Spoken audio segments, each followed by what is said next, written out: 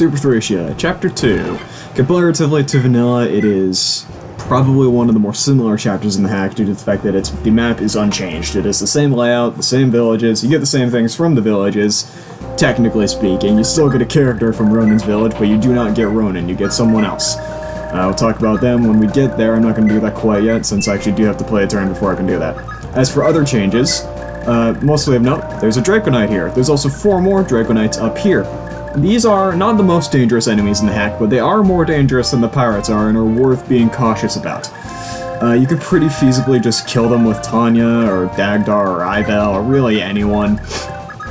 But I definitely would not recommend killing them with Dagdar, Tanya, or Halvin, as when they leave after Chapter 3, those 3 do not come back. I would not recommend training them at all as a result of that. Other things of note, since we're waiting on this. I forgot to mention a few things in Chapter 1 that I feel are probably important to mention. The weapon triangle. In Vanilla FE5, it is 30% if you're at advantage or disadvantage. No, in Vanilla it's 5%, it's 30% here.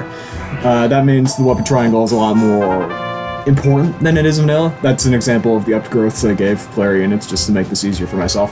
Wrath.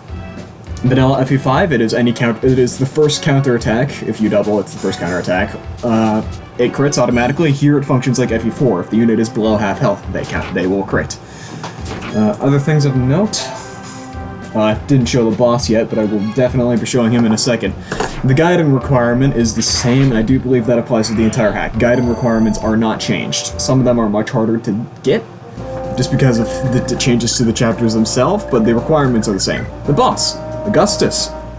He's not just hanging around in the manor like he is in Vanilla, he's actually guarding it. You can't kill him as far as I'm aware, you have to capture him, which is kind of a pain, but you can just, I mean, you're pretty much just do it with Ivel.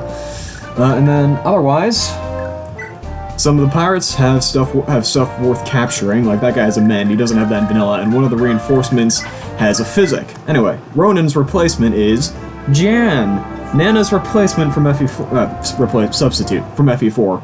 You'd think you think she would be a troubadour. She ain't. She's a bow knight, which, I mean, it makes sense. She is replacing an archer.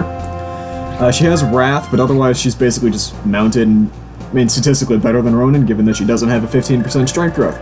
Reinforcements on this map are the same, some pirates down here, and then some from up here. Speaking of pirates, their movement is a bit different. They aren't slowed down as much by water as they are in Vanilla, and they can cross over cliff tiles like this. So they can pretty much ambush you, which is especially noticeable in Chapter 2X. That is everything for this chapter.